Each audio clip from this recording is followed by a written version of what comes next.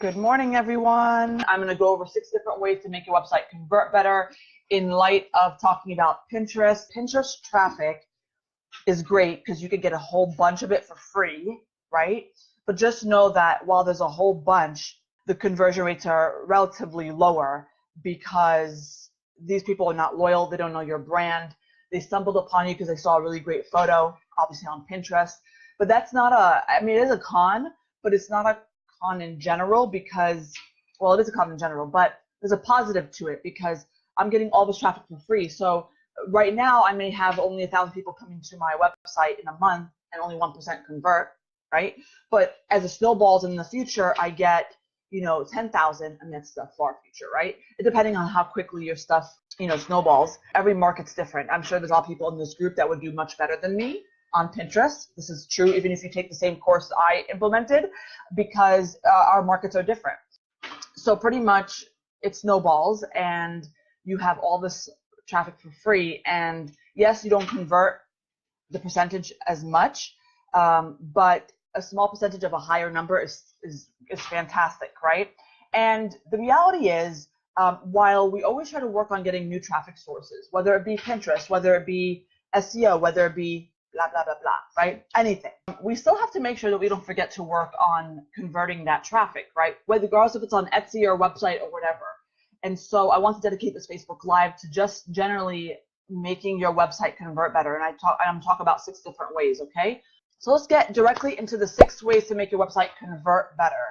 Like I said, the cons to Pinterest are that a lot of people come from Pinterest. There's tons of traffic, right? Lower conversion. A lot of these people that are coming are not really loyal. They don't know your brand, When I send traffic to my website from email lists, they're loyal. They know who I am. They trust me. They probably purchased from me before, etc. Right? So the conversion rates are usually higher. But Pinterest users, they don't know you. They just saw a really beautiful photo and they came on over. Okay. So it's important to work on conversions, right? Because you didn't really work that hard, but you worked on implementing the webinar for Pinterest, right? Or whatever you worked on to bring traffic. And you definitely want people to convert, regardless if you worked hard on that traffic or not, okay? Especially if you worked hard. But if you did or didn't, it's important to bring that traffic in and have them convert. So the first way to make your website convert better is make sure that your website is professional and trustworthy. Let me explain, okay? First, you have to choose a website platform that is easy to use for you and has professional layout options for your customers. Okay, that's attractive for customers. I personally recommend Shopify. I currently use WordPress. You might say, Dalia, why do you recommend Shopify but use WordPress? Well, it's one of those things where, you guys ever learn a lesson when it's like too late, right? I guess not too late. Does that make sense? I think that makes sense. Like I set up a WordPress site because that's what I was told to do, and then it's very hard to maintain, and I pay somebody to maintain it.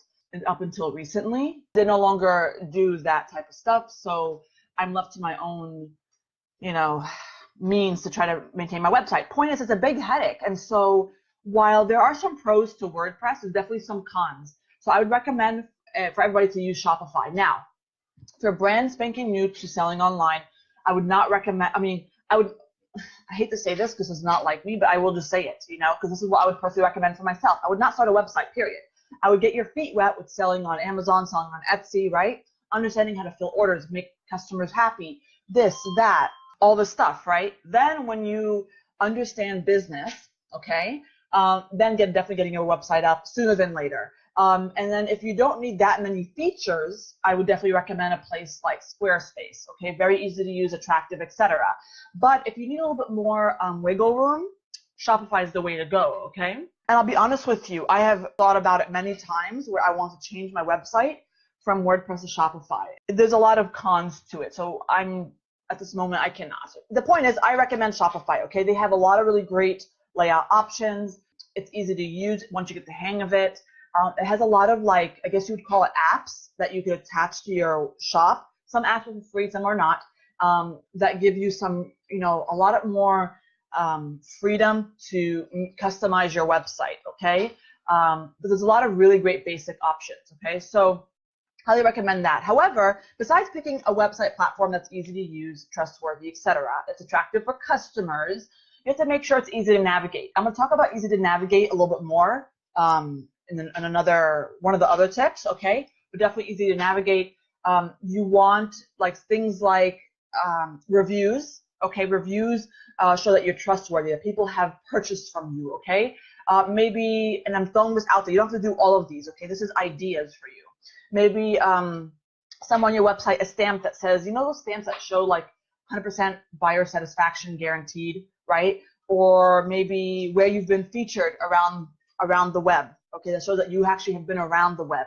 Not that you're just like a brand new company that came out of nowhere, that we're not really sure if we should trust you or not, right? I mentioned attractive before, an about section, okay? And things of that sort, okay? It does show people that, hey, you've been around the block, you're trustworthy. All these little things start to add up and start to make people realize when they purchase from you, they're probably going to get something really great, okay? And at least get something, right? You don't want to put your money into the web and not know what's going to come to you. Nowadays, of course, we know that there's fraud protection and PayPal and stuff like that, but still, people don't want to waste their time not knowing. I mean, they probably know that they'll receive something, but they don't know what they'll receive and the customer service that they'll receive with it. So having all these little things, and there's probably more things you could do to make sure that your website's professional and trustworthy, but this is the number one thing, okay? Choose a great website platform, okay? Make sure it's attractive, easy to navigate, easy to use for the customer, and put things in there or have certain things that make people feel like she's been around and people love her, or him or whatever. Another thing is like maybe your Instagram feed, or especially if you're very proud of it, et cetera and so forth, okay? I see a question here. I'm going to answer it before I continue with my next tip. Hi, Dahlia. I have an Etsy shop driving traffic using my .com name, but my own website is not set up yet. I'm working on adding products to my Amazon store to open that first, but I would like to also start working on my Pinterest. Should I wait until I open my website first before I jump into Pinterest? Because I do have a Pinterest account ready if I explained it right. Yes, I understand what you're saying, Phyllis. This is a great question for everybody. Some people have purchased the webinar, the Pinterest webinar, and I know some people's plans, some people I don't know their plans.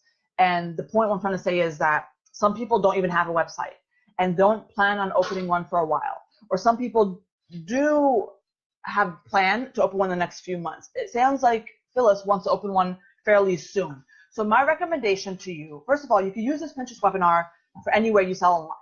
Okay, in fact, you can use it for everywhere you sell online. I can use this Pinterest webinar to drive traffic to my Etsy shop, Amazon shop, and .com. There's pros and cons to doing that, okay? I currently use it just for my .com. However, if you're about to open a website within the next few months, I would probably wait until you get that up to drive the traffic to your website. If you always had a plan, Phyllis and everybody else, to drive traffic to your website, Etsy shop, and Amazon, then start now. Start on the Etsy shop using that Pinterest strategy, and then do it also for the Amazon shop, right? And then when you get your website up, then you could do it for that one. I hope that makes sense. So if you don't have a plan to open a website in the next 6 months or so, because you're just like, Dahlia, like you said, I'm getting started. I mean, not getting started, but some people are like, have started and are doing okay, but they're not quite ready for that website step yet because they're still trying to get a groove, whatever. Then fine. I would recommend using that Pinterest webinar for your Etsy shop, for your Amazon shop. Let that build up for the next, year or so until you're ready to do a website. Then you can implement that strategy for your website, okay? I hope that answered your question. Okay, so let me continue. I told about the first way. The second way, something that I personally do all of these, but it's something I personally use that I found to be very, very helpful. Have a chat feature, okay? I found by implementing this that people's questions get answered immediately because it looks like you're online all the time waiting for people's questions. And so if they had to answer a question like, hey, what color is this, right? If you weren't readily available, to be honest with you, they're not going to email you and wait for a response back. It's too much. I use Talk.to, is an app that doesn't have to live within your website. It doesn't take up room, I believe, on your website.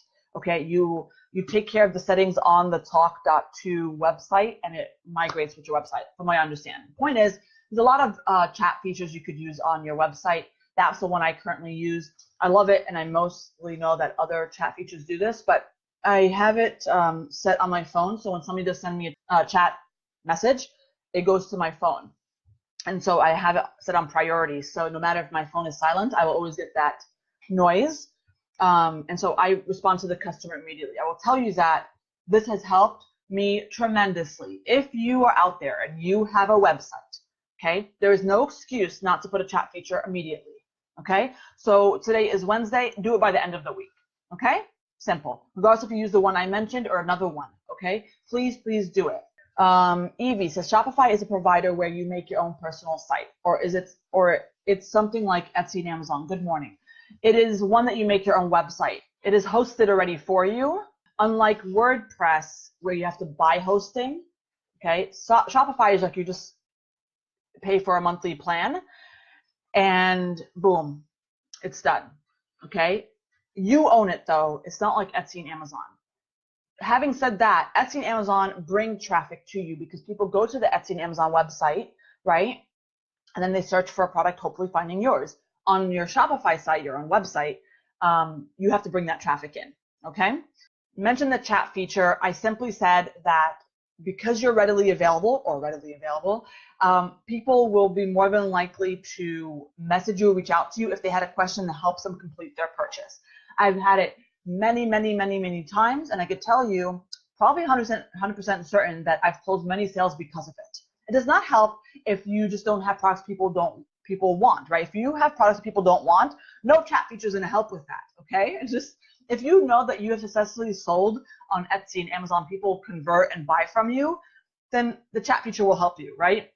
But if you don't currently have a wide variety or things that convert people, like in general on the other websites, on the other platforms, then no chat feature is going to really help with that. It's always a caveat I always say in a lot of these Facebook Lives. I teach you a lot of things, but I don't teach you how to make rockstar products. Well, technically I do. There's a couple of Facebook Lives about it, but I'm not with you controlling your creative process in certain ways, right? So that's up to you. But the point is, have a chat feature. It helps customers feel like, they're not bugging you, or, nobody wants to wait a long time, right? So they're not going to email you. They might email you and expect a message back, God knows when, probably even a couple of hours, which seems very long if they're just right there about to make a purchase and they want to know what color this is, or does this come in a brown, or does this come in a 5x7, right? The chat feature will absolutely help. It's helped me many times. Okay, let's move on to the third way to make your website convert better, okay? I mentioned this earlier and I said I'll elaborate on this, okay? It has to be easy to navigate. Now, most people, when let's talk about Pinterest, they're going to find your link, this beautiful scissor of yours that you created, for example, and they click on it, they go directly to your listing page. However, not always do they want to stay on this page. They want to look around, okay? So having it easy to navigate is really important, okay? So one, put a search bar that is easy to find. I would say above the header or the header section, okay? That's probably the most common place to find a search bar. It's important to put your search bar where people commonly feel like it should be found because it's what they're used to, okay? And having said that, let me piggyback on that and say this. Depending on where you sell, what type of platform you use, search bars work differently. But generally speaking, your product should have tags to it to help people find you when they're using the search feature. So if I tag this black, silver, scissor, sharp, right? If somebody's looking for silver-based scissor, which I know all scissors are, I'm just giving you an example. They type in the word silver, because imagine all you sell is scissors. They can find all your silver ones, okay? So adding tags, the proper tags to your listings, okay, help people find you or find certain products when they're using your search bar, okay? Make sure you add tags to your products so when people do use a search feature, that you can easily find the correct products. Now, you might say, Dad, what tags should I be including? Well, depend on your product line. The most popular ones are sizes, if that's important to your customer, colors, styles, like if you sell floral designs for men, designs for kids, and things of the sort. Now, I just gave you a few ideas. If you are really unsure of what types of descriptive words you should be using as tags in your products, why don't you look at one of your competitors? A lot of your big box competitors will have a website that after you go to a certain subcategory, let's say personalized stationery, kids stationery, When you go there, on the left-hand side, for the most part, it's usually where it's located, they have the list of filters, right? The filter, the style, or the occasion, or whatever. Look at what your big box competitors are doing for their filters, okay? Take note. And because they have probably got it right, and so those are the filters that are important to your customer. So if it's color, size, and occasion, that's what you should be doing as well, as far as your tags. So then when somebody does use a search feature, or hopefully if you have a filter feature, fantastic. But if they use the search feature, they could, type in, 5x7 stationery or whatever, and they'll find all the 5x7s or all the certain colors or all the ones with florals in it. Don't forget to make sure that you have categories on the top of the header. You guys know when you enter a website, right?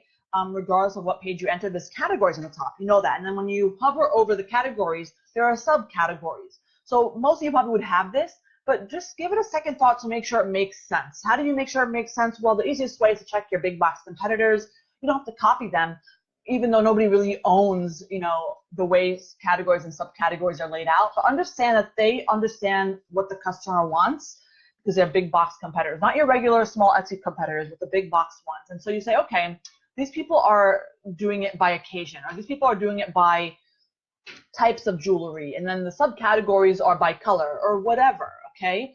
Do some research on some of your big box competitors and see what makes sense for you and your products, okay? And so having categories and subcategories that make sense will make it more easy to navigate for your customers, okay? Remember, doing all these tips that I'm mentioning will help, make that experience much more easy for the customer, so they don't leave frustrated, okay? So if your product is a fantastic one, the rest will come easy. They'll just purchase, okay? Now, another thing to make it easy to navigate is, do you have all your important pages highlighted? And so that's a really wrong way to say it. But when you have like the categories, whatever, and maybe like up above you have like about, section, FAQ, whatever. You guys seen that before, right? Or my account or whatever. Those are the really important pages. And so what is important to your customer?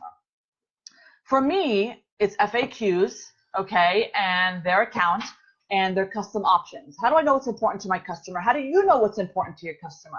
Well, it's simple.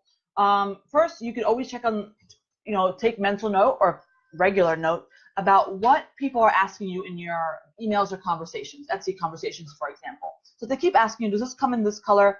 Can I change it to this color? Can I change it to horizontal instead of vertical, right? Custom options are very important to your customer. So if you offer them, you have no problem offering them, make sure that the FAQ section is available, as well as maybe a custom options page. This is an example, okay?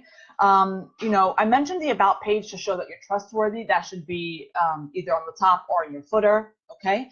So think about what is important. Now, if you don't get a lot of questions asked because, I don't know, maybe you're newer to online selling, I don't know, or maybe you haven't taken mental note of what people ask you, okay? Then the easiest way to do it, and there's many ways to do this, but the easiest way to do it is go to your competitors' reviews, whether it be big box or Etsy, whatever, and see what customers are saying, okay? So if they keep saying something about, ships this quickly, or ships, I got it really quick, or whatever, then shipping and turnaround time is really important to them, okay? They love it. So that's great. Also look at the negative reviews, see what's important to them, that they didn't get that service from that, that retailer or that seller. So take that and say, okay, what's important to them? Should I have a page dedicated to this? Depending on how the page is. Should I have an FAQ section dedicated to this? And by the way, looking at reviews, negative and positive, from your box competitors is really great in many different reasons, not just helping make your website more user-friendly and easy to navigate, but for a lot of reasons. I think you guys know that. So number 4, your listings. Okay, these are really important because this is like almost the final, well, not the final place, but one of the final places that they land on when they're ready to purchase your product, because they're on the product page. So does your listings, right, like your listing page, have all the necessary add-ons, variations, if you will, to complete the purchase, okay? So remember what I talked to you about regarding looking at what's important for the customer, okay? Look at what's important for the customer and make sure it's offered in your listing. So let's talk about me, for example, because that's what I could relate to immediately. What's important to my customer, especially my brand, is ink and envelope color, name for personalization. I have that already available in there. A lot of people do ask for return address printing, so I have that easily available in there. You know, unlike Etsy, and I'm not talking bad about Etsy, we make a lot of sales on Etsy, that's fine. You know, it's hard to do certain things because there's only so many variations, right? On your website, you know, you have a lot more freedom to make it your own. So having said that, you don't want to overwhelm the customer with 20 different options before they check out, just FYI. You want to pick the most important, okay, and make it very, very user-friendly. In fact, you know, I convert fairly decently in my website, but I'm always working on things to do better. Right now I have ink and envelope color op. Well, I'm not going to get into it right now, but there are ways to make it much more user-friendly, okay? And so I want you to consider that. And when somebody's on your listing page, do they have everything that they need to check out? That's number one. Number two, do you offer things to help them convert? So while let's say, imagine you sell this custom scissor, and so you ask them what color metal that they want and what color handle that they want, and that's all they need for this listing. But what if people always keep asking you, like, hey, can I personalize this? You know, my mom's seamstress and she wants it personalized. If you don't offer it, or you never thought of offering it, you're missing out on sales. You know, and you might make the conscious decision not to want to offer personalized scissors. That's on you, but just know that you're missing out on a market, okay? Especially if some customers are landing on your page and competitors are offering it and you're not, okay? So not only do you want to make sure that you're offering the basics to help your current product make it to checkout, but you want to make sure that you're offering variations, I guess you would call it, based on your customers' needs for this product. Now that the customer has made it to your listing page and probably added the item to the cart or items, okay, you want to make sure, it's a very big deal for customers, that your shipping prices are accurate and set up correctly, okay, fair and as well as competitive. And the simplest way to do it really is to make sure that they're accurate, okay? If you do it accurately, then the chances are then you'll be fine. If you for some reason find that a lot of your competitors offer flat rate shipping, one fee, or free shipping, I doubt that you'll find a common denominator between a lot of your competitors, but nonetheless, fair pricing is important. How do you do that? Well, a lot of these websites have apps you can connect to it, okay? My current one connects directly to the USPS website for the fair, accurate pricing, okay? And so for the most part, it's pretty much accurate. When somebody adds a whole bunch of products to their cart, it's in a not, double or triple the price in shipping. It will accurately add it up based on the weight. Does that make sense? So that's something that should have been done a long time ago. If you currently don't have your shipping game in order, that should be done immediately. A way to understand if people, are thinking your shipping pricing is fair or not is to kind of track them in Google Analytics. You should have that definitely set up for your website. If you don't, please do. You can see where people leave your website, the most popular places people leave your website. Hopefully the checkout cart is not the most popular place people leave your website. You're probably more likely to find certain other web pages, but you want to find that checkout page. It's how many people are leaving your website compared to people who actually came to your website and checked out, okay? When looking at that, you say, okay, 20 people, checked out, 10 people left at checkout and did not buy. That's a problem, right? So then you know that shipping is probably an issue, okay? If you have currently fair shipping prices, maybe free shipping if you could afford it. Just throw something out there, okay? Remember, we're talking about making a website convert better. So it's really, it depends. Okay, let's talk about the last thing to help your website convert better. This is kind of like an extra, so it's not really helping you, well, it kind of is helping your website convert better, but it's like an afterthought, because at this point, if you have not had your customer convert, then they're about to leave, okay? And, if it's like Pinterest, they may not come back, because they're not really loyal. So you have to capture them in some way. So you might say, hey, Sally, before you leave, let me get your information so I can continue marketing to you, because maybe later in the future you might find a need for me. So you guys know what I'm talking about, right? It's pretty much email lists. And listen, if you don't have an email list, I'm not hating, okay? Because you might have a social media following, okay? So grab them on your email list before they leave, or on social. So have them follow you or something, okay? So regardless of an email list or social media, you could have this in places that you know that they'll see, okay? So of course, having your social media icons, or something of the sort on the top header and the footer. It's really important. Same goes for your email list sign up, okay? Top header, footer, whatever. Make sure that you have it available so it's easy for them, okay? I've mentioned it earlier, but for social, for example, if you want to show that your feed is like pretty awesome, you could put in a widget or an app that shows your Instagram feed, for example, so it inspires people to want to click and follow you. Then great, then do that, okay? Whatever it is, try to capture them in some way before they leave, okay? There's other ways you could capture them when they leave, regardless if they join your email list or not. Something called the retargeting when it comes to Facebook ads. I know how to use it. I don't particularly teach it to you guys. It's advertising. You spend money on it. It is a great strategy if you understand what I'm talking about in regards to retargeting. And that's simply taking Facebook ads and telling Facebook, hey, everybody that visited my website in the last 60 days, show them this ad. Okay, so, and you can do the last 10 days or the last whatever days, show them this ad from me. And so while Sally has left your website and didn't sign up for your email list, maybe you could offer her a percentage off, say, hey, I saw that you love this, item, look at this item or whatever, here's 20% off or 15% off, or whatever you want to do to retarget. That's a way to get them to convert.